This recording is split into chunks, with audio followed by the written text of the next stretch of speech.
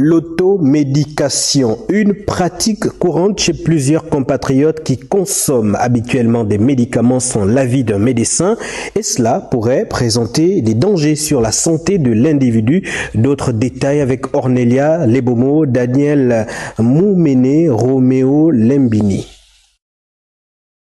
Elles sont nombreuses, ces personnes à avoir déjà pris des médicaments de manière répétée sans avis médical. Cette pratique médicamenteuse s'appelle l'automédication. Oui, je le fais tout le temps parce que lorsque mes enfants sont malades, pour moi, c'est devenir un peu médecin. La première fois, j'étais allé voir le gynéco et comme dans l'ordonnance, il y avait des antidouleurs, donc souvent quand j'ai mal, je préfère aller juste prendre ce qu'on m'avait déjà prescrit.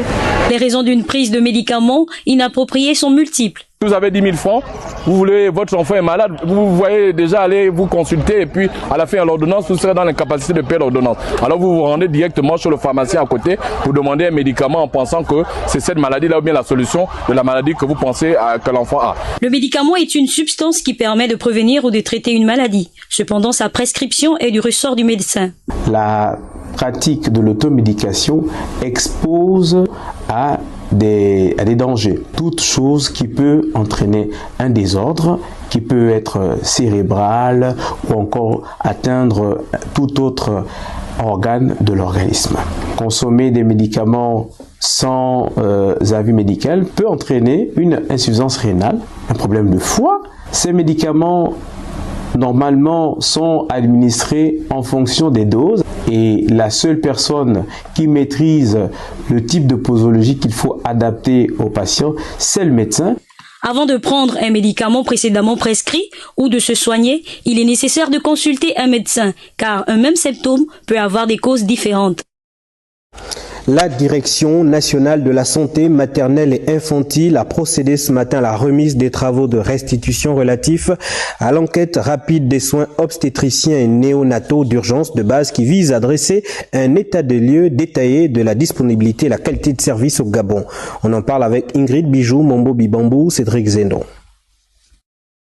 Identifier les forces et faiblesses des dispositifs hospitaliers au sein des structures sanitaires du pays en matière de prise en charge des soins obstétrico-néonataux de base a fait l'objet d'une enquête rapide diligentée par le ministère de la Santé et ses partenaires via la Direction nationale de la santé maternelle et infantile. Nous avons été assignés par notre tutelle de pouvoir élaborer des stratégies qui sont mises en œuvre dans les structures sanitaires pour faire en sorte que les femmes enceintes, celles qui accouchent, les nouveau-nés et les enfants soient pris en charge. Nous avons très peu de structures hospitalières aux normes SONU. Malheureusement pour ce qui est donc de notre pays, sur l'ensemble des structures enquêtées qui offrent les accouchements, nous avons pu avoir 23 structures aux normes SONUB.